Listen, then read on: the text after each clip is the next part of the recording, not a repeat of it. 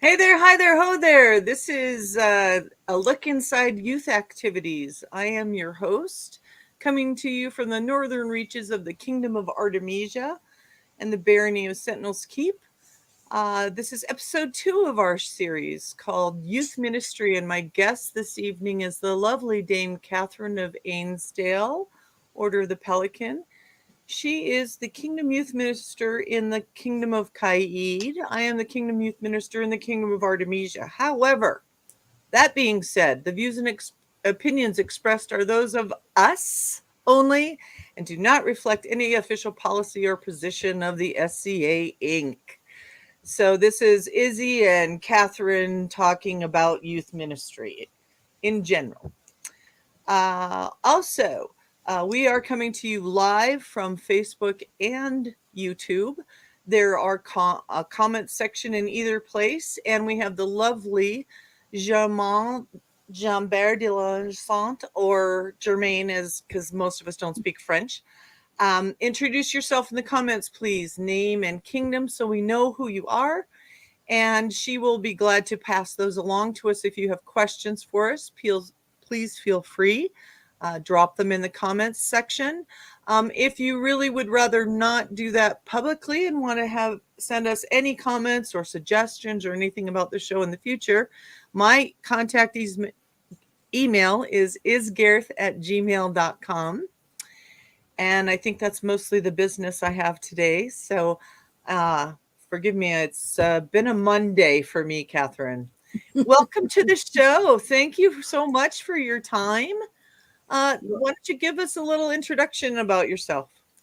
Okay, well, I've been the Kingdom Youth Minister for Caid for 6 years. I've been running Youth Point at Great Western Wharf for 8. And, that's pretty much it. Trying to keep, the youth interested and engaged. And as we know, that's a task. But that is a task. But we've had a wonderful youth participation at war, and we look forward to having more fun and stuff this year. Awesome. And yes, that's when I first met Dame Catherine. My very first Great Western War, you were sitting in the youth tent, and I did some volunteering with you, and then just last year I finally met you again at Great Western War. So that was interesting to see that you were still there, but I think that you said that you're going to be moving on to some other things. So, but before that happens, I think your protege is taking over for you. Let's talk in general. Yeah, that's great. So when we're talking about youth ministry, for me, that kind of is all encompassing for the overall youth activities that are not under the marshal office, like youth combat and youth rape here.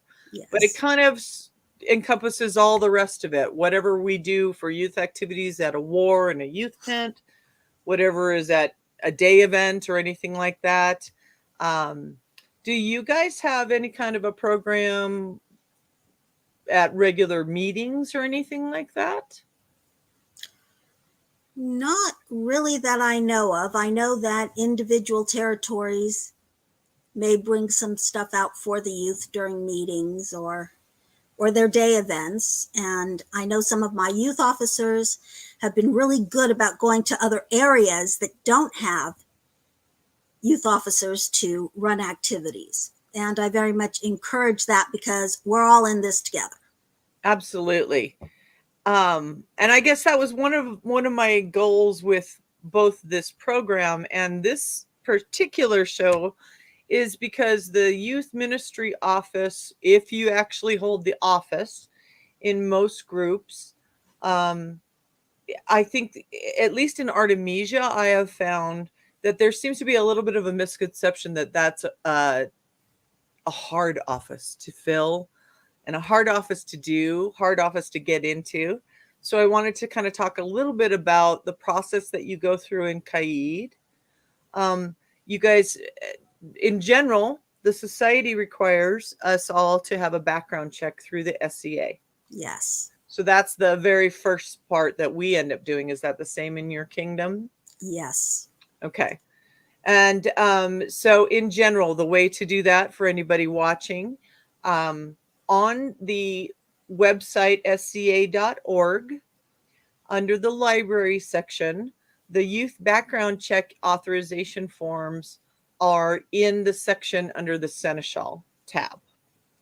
So that's a little bit confusing, but it's the same background check that we use for. I think the background check standard though. Right. So it's everybody. standard for the whole society. And yes, you may have a background check. I get this question all the time. Yes, you may have a background check because in a modern life, you have one for whatever reason. Unfortunately, our society requires that you pass our background check through the SCA. So print that out. It's basically your name and a little bit of personal information. Make sure your kingdom seneschal knows you're doing it. There's a new requirement now that just came about that I have to actually double check with my kingdom seneschal and do a yes, it's okay that this person sent it in approval, so that not anybody can just send one in and the society doesn't know. So there's somebody locally that is approving that you are okay to actually submit one. And then I've actually been doing that. We had not in Artemisia, so now we're doing that, which I love. And then you send that in to the society address in California, and that's the only place. Like, I should not see anyone's background authorization information because that's private information. So that goes between you and the society. You will get notified. We'll get notified when that happens. The next step for us, at least, is that you and the society rules are that we have to have at least one person with a background check, but Yes. 2 unrelated adults with the children at all times. One question that came up for me in a different conversation was, do you guys require that not be one of the adults of one of the children present? Or can that be one of the other adults, like parents? Well, since to at least, especially for Great Western, if I'm there or one of my deputies is there, we have background checks. Right. So we can always have the parent of one of the kids who is there volunteer. And be the second person. Yes. But so one of the questions that I had heard, or comments that I had heard, was that actually having one of the parents isn't necessarily as safe. And I didn't understand that comment. So I didn't know if you'd ever run into that at all. I mean, I guess I kind of felt like as long as the other parent is unrelated to me, it still should qualify because it's really only one other unrelated adult. Yes, and I don't recall that society specifies what kind of unrelated adult. Right. 18 and over Mm-hmm. is pretty much it, I think. I mean, besides, if the parents have to be there with their kids, why not wrangle them to help volunteer? Absolutely. And then they're very much appreciated for that. Yes, we love it when that happens. Okay, and so then serving formally in a youth office is in our groups almost pretty much nothing more than the bare minimum that's required is you report to me if you do something, and you report to your seneschal, number of kids that you did, a general description of the activity, just like other reporting of offices. If something of note comes up, like a fight or some weird, an injury or something like that. And then that's pretty much it, that it's suggested, because we are a volunteer organization, is not required yet in that office, but it's suggested that you try to do an activity for every local event for the locality that you're in office of. But we always go with real life first. So Yes. real life first, right? And is that what you think you guys are doing in Kaid as well? I think pretty much. So, and What I like to hear from my officers is also what worked and, more importantly, what didn't work, because that's information that can be shared with other youth officers. yes. And maybe they may have suggestions to make it work, or they can say, well, yes, I tried that and it didn't work either. You know, Yep. and we can all talk about it and figure out what will work. I agree. So Jermaine just popped a question up. Has there ever been a poll of what activities the youth and parents would like to do? And that is by our very good friend, Her Excellency Ramut Al Taiba. I have done a couple of polls on some of my youth groups only. Catherine and I were discussing that actual thing at Great Western War this last fall, that we really would like to try to revamp and revitalize the SDA youth group chat group on Facebook. And I have one in my kingdom that isn't very well used, but I'm trying to do that as sort of a goal for over the next year, because I really do believe that more communication with the adults, the parents, and things about what kids would like to do, what do you want to do, is vital. And also, as you were saying, Catherine, discussions about, between officers, what worked, what didn't work. Hey, this is an activity we just did and it was fabulous and everybody loved it. Here's how to do it. Because one of the things that I found when I first started was that there wasn't really that streamline of information. And so you're kind of left on your own to kind of come up with activities and come up with plans and things like that. So I really think sharing it across the known world would allow you to have this whole library of, oh, look at all of these fun things that do work and people like to do. Not to toot my own horn or anything, but just because it works so well, I will share the activity that I did at our most recent coronation. And so our new king is Sir Gabriel, His Royal Majesty. And quite often wears Phrygian caps, the Smurf licking caps. He calls them his funny hats. He has quite the collection. People give him hats all the time. So he's very well known for these hats. And so I kind of came up with a pattern and a design, bought a whole bunch of felt and embroidery thread, and all the kids at coronation sat down and started making their own funny hats. And then pretty soon it was, well, do we have to stick to hats? And they made pillows. One kid made mittens and asked for stuff to go home so he could make a shirt. It turned into just this really, really fun activity. And I had so many comments from adults and other people who either the children are grown or whatever, just other people in the society go, oh my gosh, that was so fun seeing the kids run around in all their funny hats that look like the kings. So that's the kind of thing I think that it would be really nice to share. Oh, definitely. That would be a lot of fun. It really I want to make one now. Oh yeah, it was really fun. And then we ended up deciding that the king needed another one. So I quickly sat there and stitched one together, and the kids that wanted to brought it up in court and presented it to him. And it was great, because I also believe that anytime you can create that small little moment in time to get the kids recognized in front of everyone. Jermaine says, I want to make a hat too.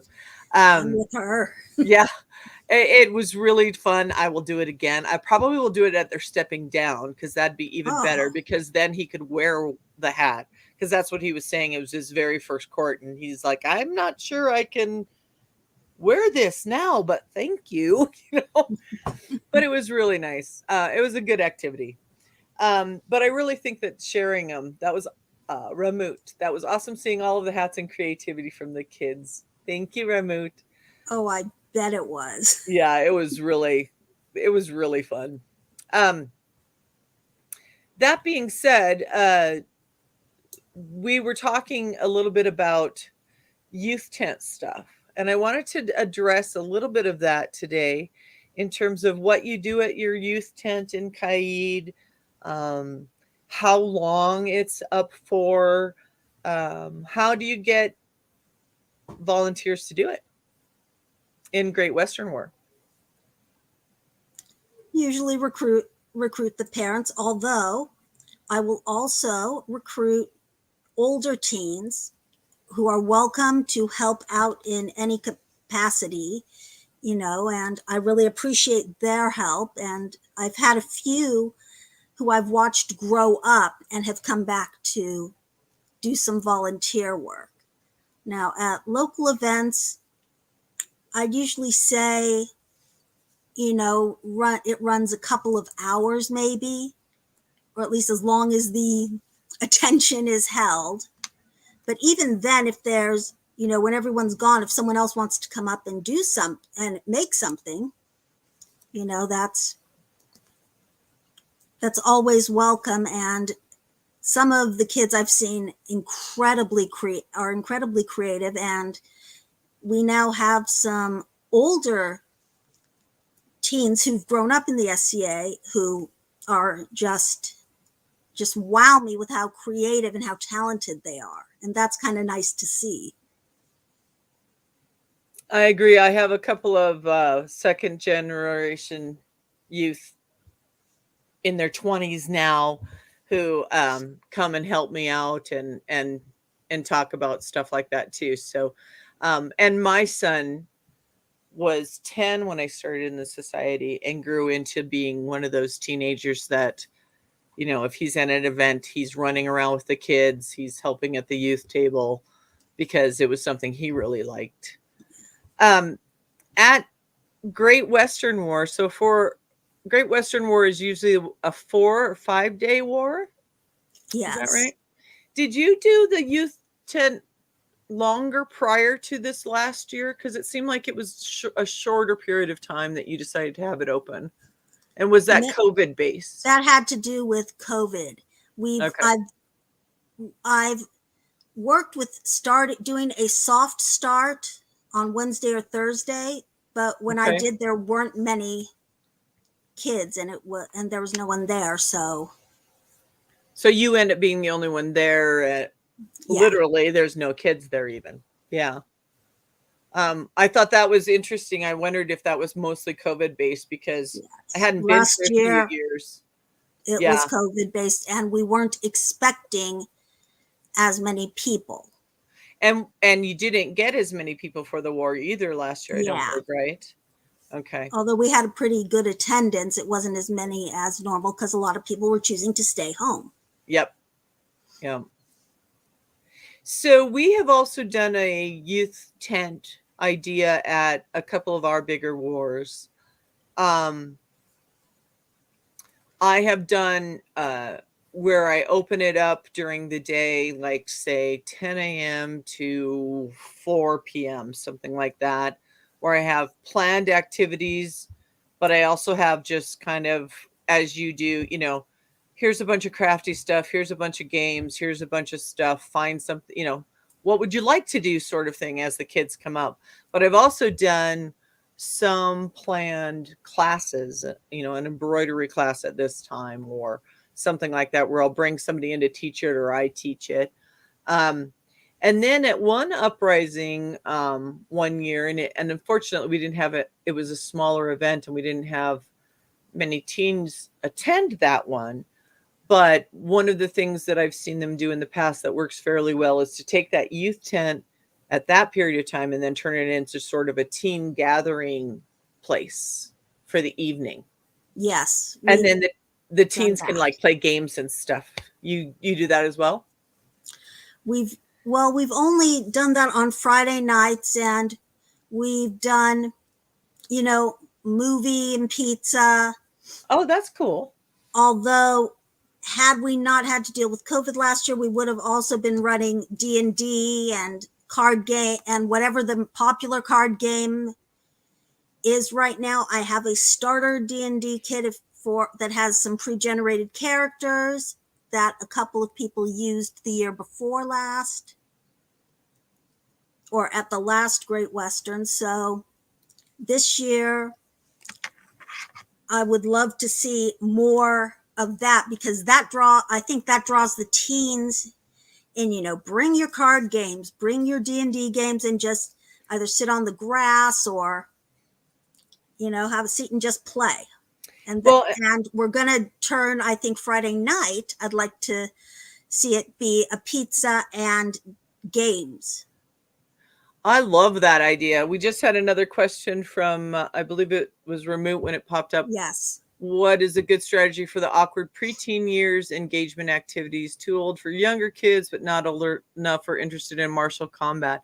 And that's kind of where I had gotten as well, because as my boys grew into that awkward phase at this kind of the same age as Ramut, I think, her son, we often found them like on my porch playing Magic or, something like that. And I think that we have to kind of suspend a little bit of you can only do period activities with that age group, because it's more important for them to engage with each other and get away and get off their their phones or whatever, and try to sit and engage together. So even if it's not a period necessarily activity, I really like it. I'm good with it. I'm good with it too. We've also had some kind of teen dances and that sort of thing. So at Uprising, a couple of times we've had where the main tent that's set up for classes and stuff during the day, maybe on Thursday night or Friday night or something like that, they'll actually have a teen, oriented dance sort of thing. And that's kind of fun. The other thing that we've done at Wars before has been, we take over the bonfire pit and have a youth only marshmallow roast and sing along, or s'mores making or something like that, where we're grabbing, the youth, and we kind of do that.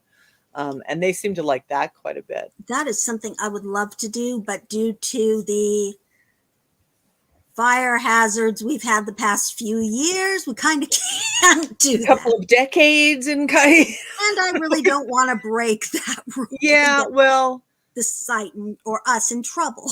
Well, and we have that in Artemisia as well. But that would be so much fun. Yeah, that it is really fun. We've actually had gourmet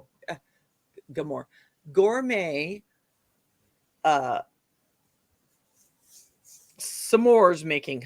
Lost the word all of a sudden. Gourmet s'mores making at a couple of events. And we just have a whole bunch of people, just anybody who wants to do it, bring what you think would be really interesting on a s'more.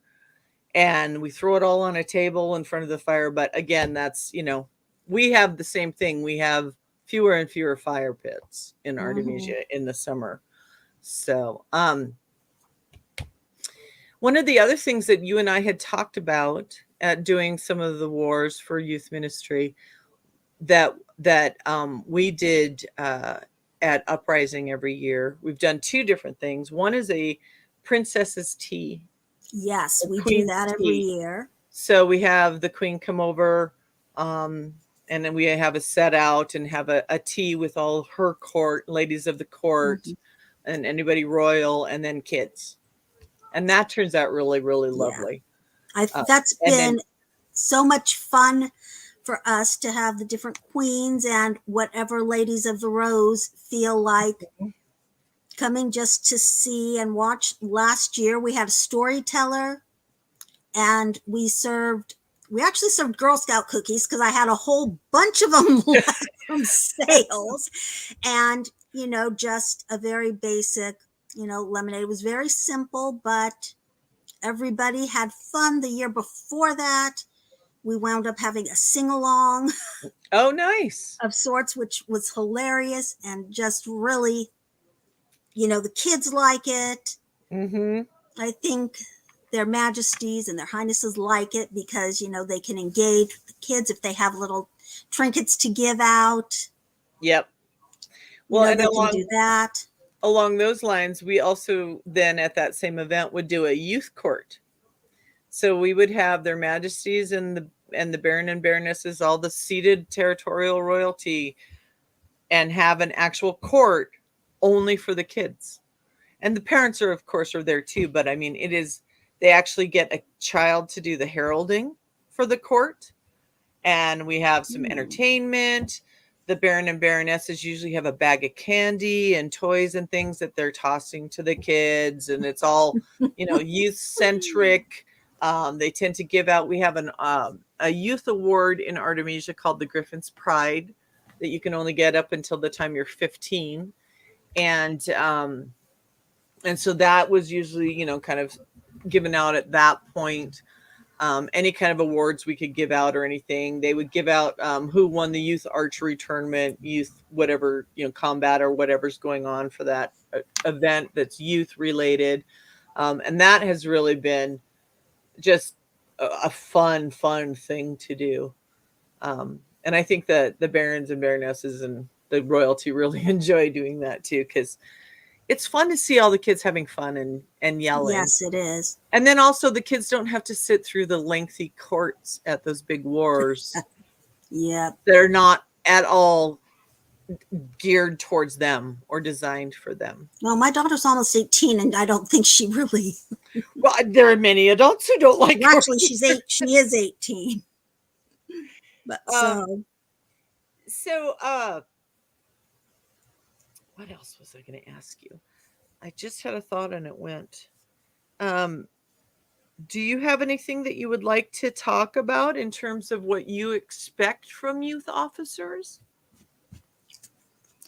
Well, I expect youth officers to be fairly flexible because we all know that based on the mood, based on how many kids, based on kids' personalities, you can have various outcomes. I have an absolute no tolerance policy about bullying. Meaning I'm not above asking someone to leave or, getting their adult to take them away if they're bullying, because that's just not cool. No. And all about being willing to include everybody, including special needs kids, which sometimes takes a lot of patience. I mean, if there's a severe disability, I'd like the parent to be there with them, but we got to welcome everybody and be as inclusive as possible. So flexibility is a big thing. And then a willingness to have fun, because it is fun. And for me, one of the best parts is seeing the kids, create what they do. One of our most amazing duchesses, Bridget, and everybody should know who Bridget is because I know Bridget. she is magic. We did whipcord making one year, and just watching the kids, just toss the bobbins back and forth, that just looked so calming, and it looked like they were just having fun. So that's really my biggest expectations, is that they uphold the rules and they have fun, because this is supposed to be fun. And I know it's hard to get people interested. And, I think that's the hardest part of the job, is to figure out what kids like, what the teens like, and, bring it all together, because we really need to bring more families in. Absolutely, which is the reason why we're taking a look inside at this point. Yeah, for sure. That's really where I really would like to push on Facebook. If you are on Facebook, there is a group called SCA Youth Parents. And if you are interested in youth activities in any way, there's also a SCA Youth Officers group. So if you're in youth office, in youth ministry, that's one of the groups that Catherine and I have been talking about, trying to revitalize a little bit. And let's even if really you're get out there. I'm even sorry. if you're not a youth officer, but you're interested in being in part of youth activities. Yep. You know, I really want to start sharing ideas, like specific things yes. like I'll make a pattern for my hat making and make some instructional stuff and send it out. Maybe a short little video of how to do something or like that. I just think, here's a list of supplies. Here's what you can do. Here's an activity. Here's a list of supplies. Here's what you do. Here's an activity. Here's some Go forth ideas. and have fun. Go forth and have fun, because that's really the biggest thing. Is for us, one of the problems we have is if there's not youth activities involved at an event or a series of events, it's really, really difficult to get the families to stick, because Yeah. particularly the more children you have or the younger they are, if what you have to do is entertain and do everything with your child all day long and there's nothing for them, I have found too many people that are more inclined to just do that at home because it's easier. Yeah. And we're not a babysitting service, but tired mom or dad can, just come have a seat while their kids do some activity, or even if they're just running around outside the tent with other kids, they can just have a breather while their kids are occupied. Yeah. Sit down and have a glass of water and relax for a little bit. Yeah.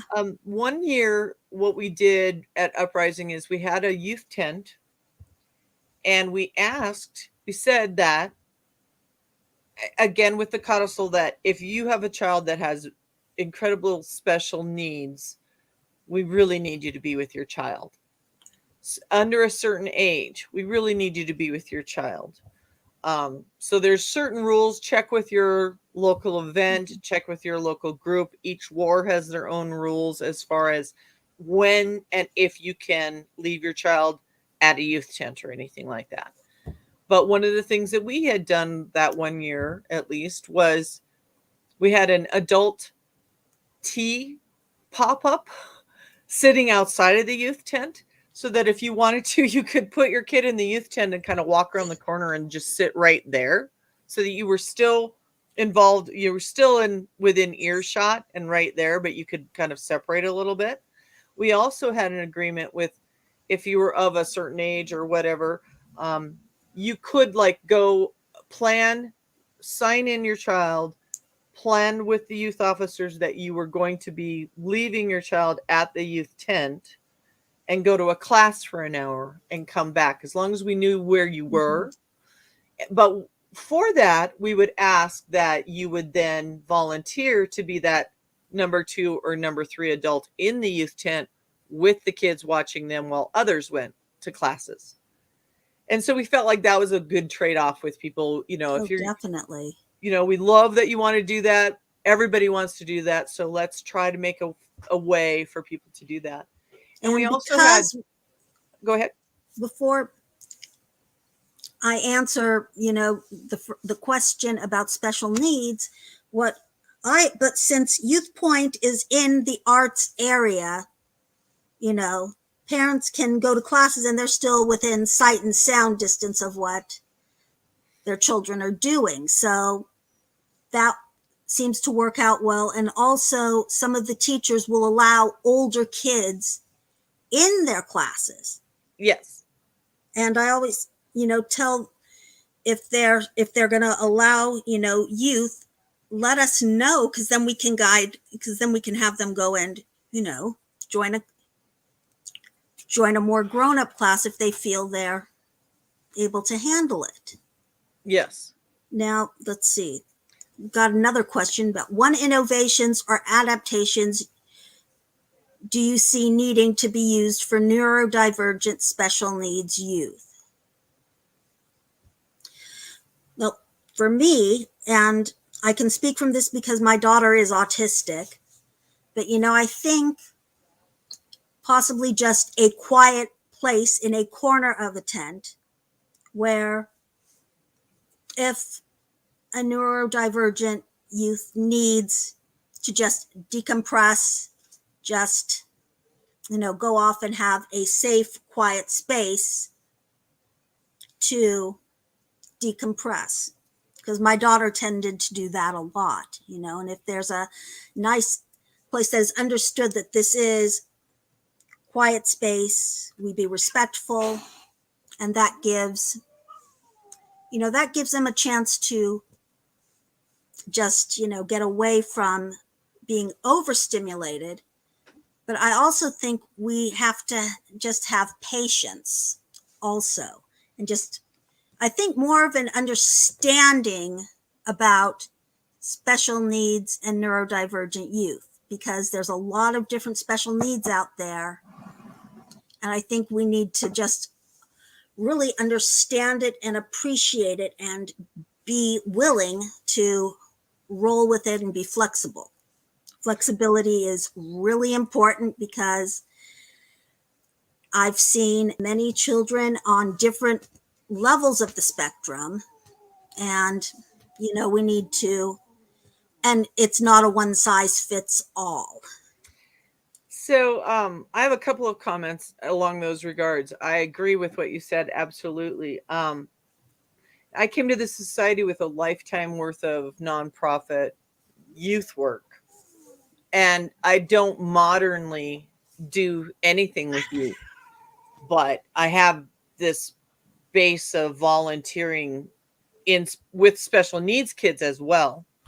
And so I kind of can recognize it sometimes. But one of the things that came up at an event that I did prior to the pandemic, I think kind of spurred this interest in me. And I'm glad you asked that, Ramut, because I think one of the things that we would be really important maybe is a quick interview with each parent that is going to be bringing a kid to the youth tent, because it's not always obvious.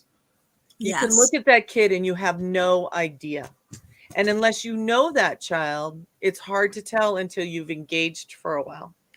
And so the reason this came up to mind for me is that we had an out of kingdom person travel to one of our events, and their child was on the spectrum. And I recognized it fairly early on, but I wasn't quite sure where he belonged, because he was a little bit older. He was maybe 12 or 13. And he had come over to the youth tent, but it wasn't, because he was a brand new kid I'd never seen before. I wasn't quite sure which group of parents he belonged with out there. And after numerous times of me trying to get him to basically listen, because he was so much older than the kids he was playing with and engaging with, and I was afraid he kept picking up plastic tennis rackets and things and swinging them around. Well, eventually it ended up, he did it behind my back about the fifth time, and he accidentally clocked a kid running by him. Ooh. And, so I just kind of said, okay, I'm sorry, but you're going to have to leave the youth tent today. Please, let's try again tomorrow. That actually didn't get conveyed to his parent. And it wasn't until like later in the afternoon the next day that I realized he had not been back. And so had I known who he was originally, I would have followed him back after I closed down youth tent, had a discussion with his parents and explained it. That didn't happen until almost the end of the next day. And I still feel guilty about that, because I didn't, and the dad really understood. They just didn't want, but they have issues as well. I mean, there's so many, like you said, there's so many different things. The spectrum is huge, and we can't expect everybody to fit into one piece all. But I think the most important thing that you can do as a parent to help the youth ministers involved is just have a very quick private conversation with them about how it might be best to engage with your child, or maybe what to look for, anything. Because the last thing I would want to do is to upset one of those children or be yes. too firm. But I also have to protect the rest of the kids involved. Yes. So it's kind of a two-way street. So it's a delicate balance, really. It really is. But I was also thinking, just when you brought that up, what if we had like just a small little form? Here's my name, here's my kid, here's where I'm camping, and special needs, yes or no. Can we discuss something to that effect that would help start that conversation piece? Oh, yes. Oh, and then we had one other question. What can adults whose children have aged out do to help support the youth activities besides serving as an officer? Volunteer. Yeah. Or maybe offer to run a game for maybe a half hour or an hour, or an activity, a craft, whatever, whatever you're comfortable with. Sharing information about what worked with your kid. Yeah, that too. There's always the downward giving of garb as everybody ages out of stuff. Oh, yes. We will actually be doing an entire show on that topic later in this series. So I will be talking to, for that show, I believe we have Sir Audie Aptam on board to do that. He is a second generation player, but we also have several other people. Duchess Helga of the West Kingdom, I believe, has some thoughts on that. Sean, exactly. We will also be doing, we're actually doing two programs. We're doing a second gen program, and we're doing a how to transition program. So we're going to be talking to second gen people. Jermaine is putting some names up here. Our second generation program will be featuring some people that we know and love here in Artemisia. Our new majesties are both second gen players from two different kingdoms. So I'm excited about that one. That is their Royal Majesty Sarah. At least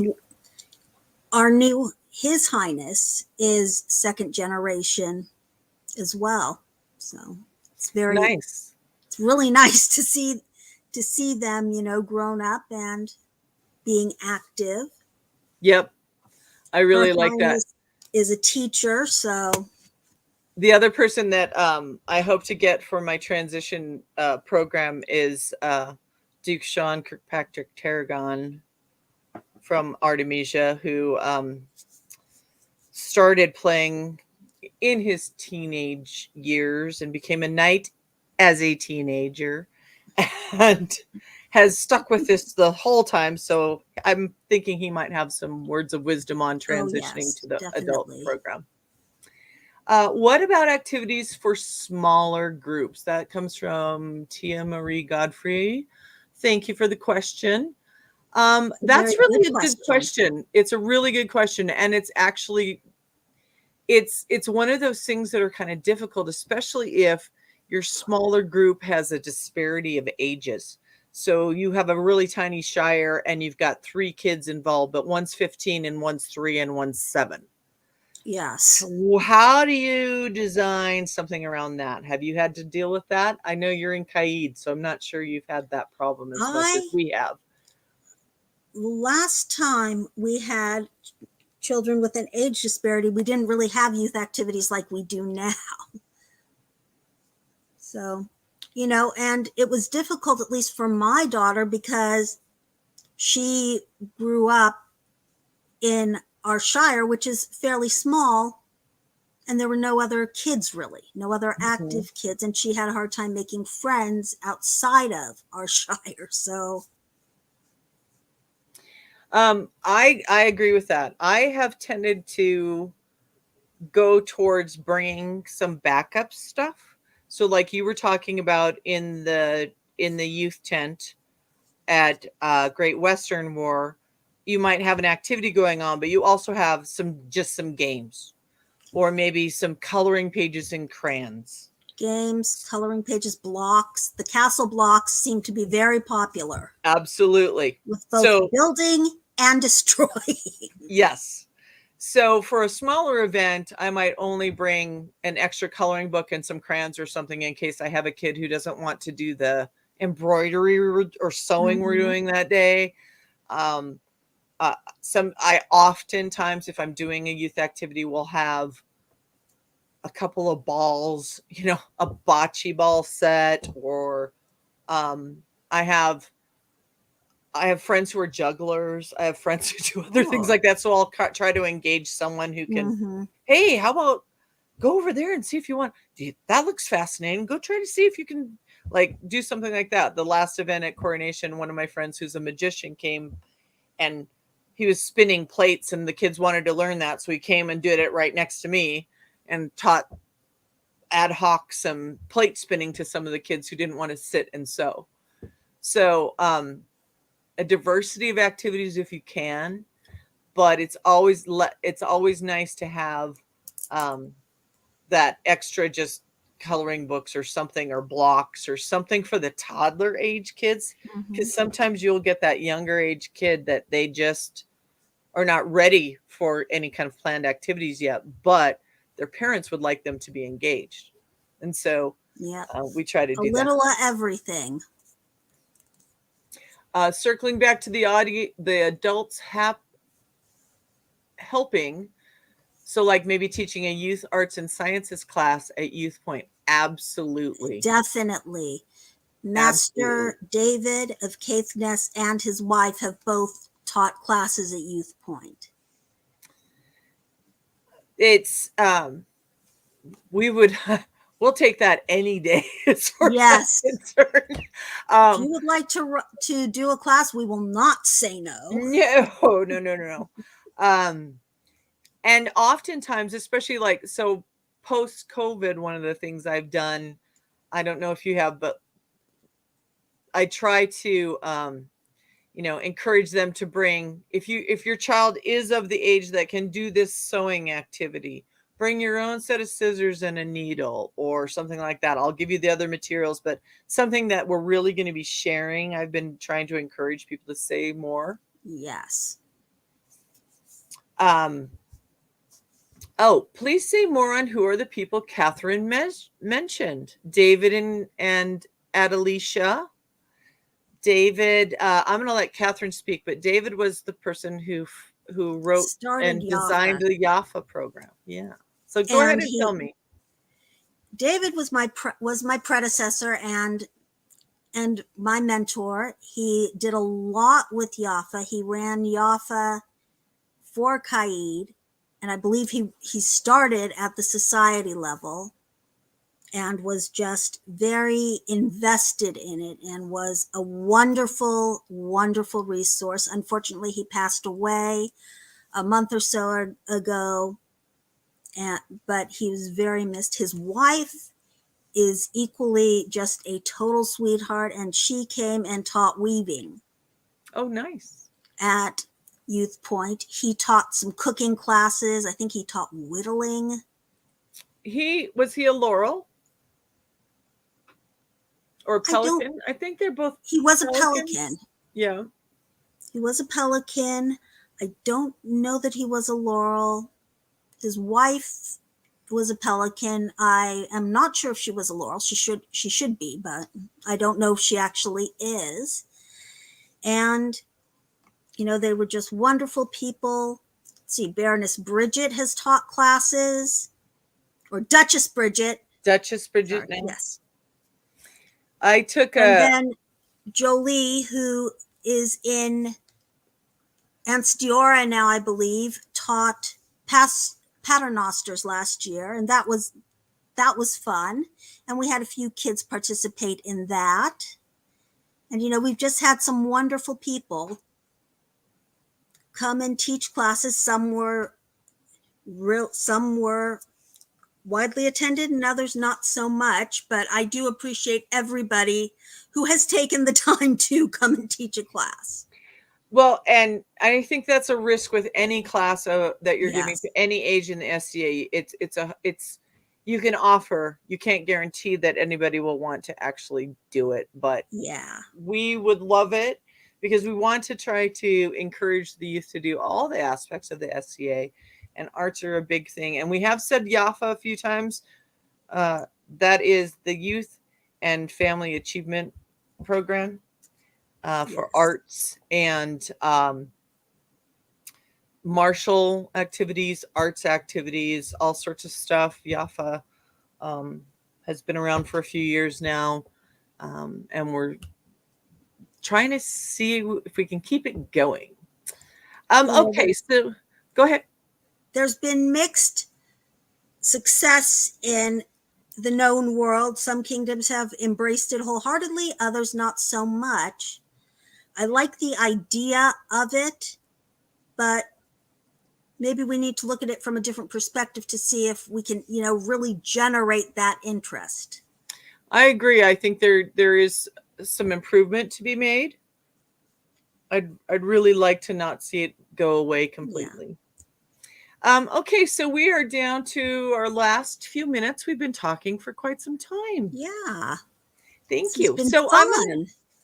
So I'm gonna let you think about what your shout out is going to be. I think I told you we do a shout out at the end of the show, and your final thoughts.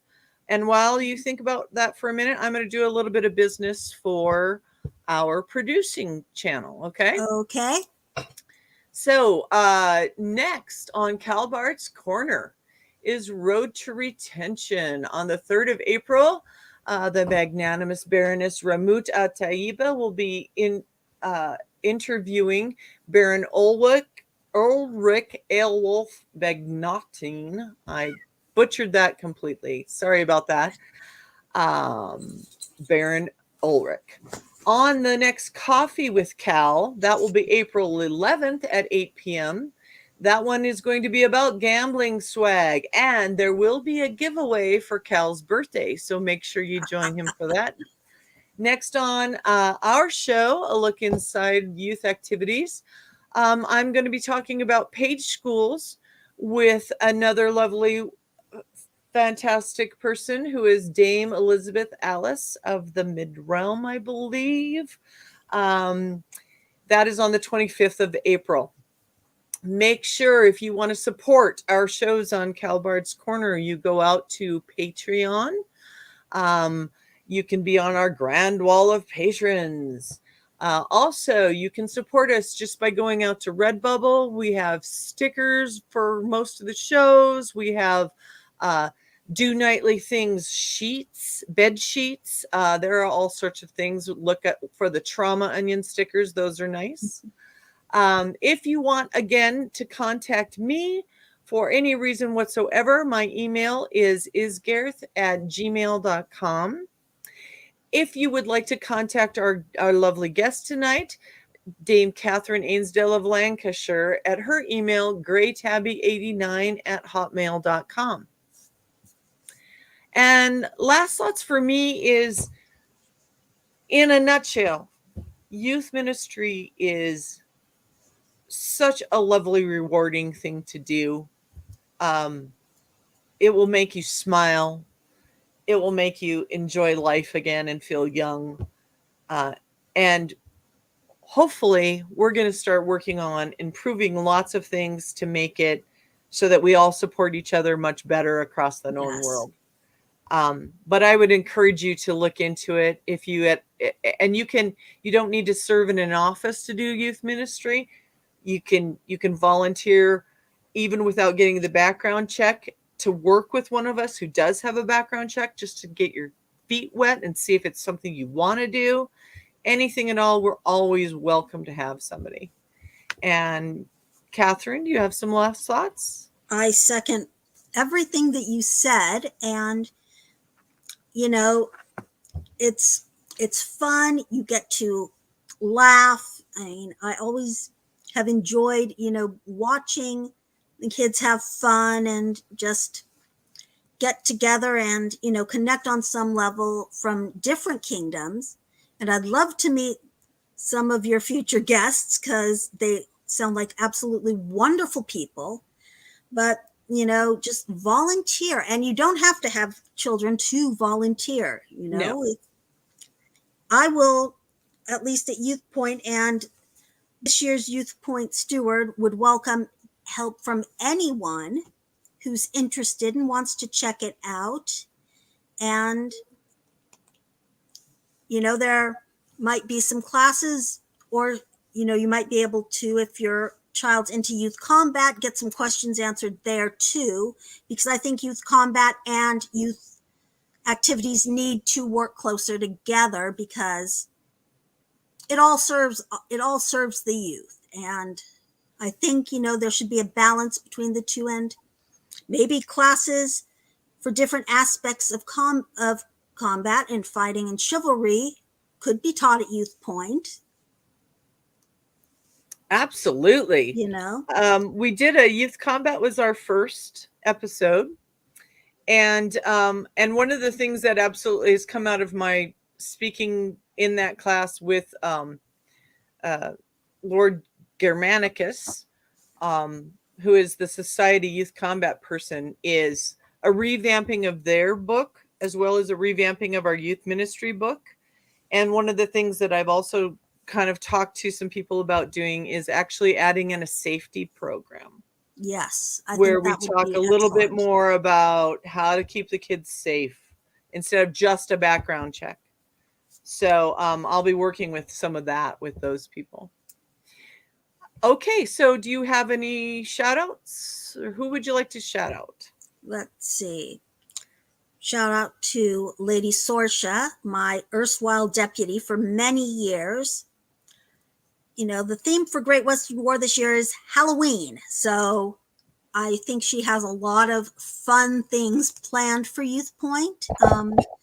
Also to Duchess Bridget, and just everyone in Caid who has shown an interest in youth activities, who has mentored youth, teens in various things, whether it's archery or arts or anything, and those who are just helping to bring up the next generation. You are all wonderful. And I really encourage everybody to volunteer, or at least let me know things that you'd like to see, what you think has worked, what hasn't worked. We're totally open to suggestions. Awesome. Thank you very much. Oh, thank you for having me. My shout out tonight is going to be a lovely lady from the southern part of Artemisia that I have worked with and camped with and gotten to know a little bit better. Her name is, Jermaine will correct me, Her Ladyship Simone, or Lady Simone, Lydia. What's Lydia's name, Jermaine? She's in the Shire of Côte d'Ivoire. Simone. The Honorable Lady. Thank you. So the reason I'm giving her a shout out in particular today is just because she contacted me recently. She's doing an event. I mentioned to her some things about the youth activities that had happened at a most recent event, and not to get into any details or anything, but the end of the conversation was not only her submitting a background authorization, but 2 of her friends. So we've got 3 new youth officers coming into the Shire of Côte d'Ivoire. Wonderful. And I love it. I love it, love it, love it. So again, if you're interested, please look into it. You don't have to do it alone. You can tag team it like those guys are going to do down in the Shire. And we welcome all your help. Thank you again for your time, Catherine. Oh, thank you for joining us on the show. We look forward to seeing you again next month when we talk about page schools. And until then, please join us again as we take a look inside youth activities. Yes. Bye-bye. Night. Good night.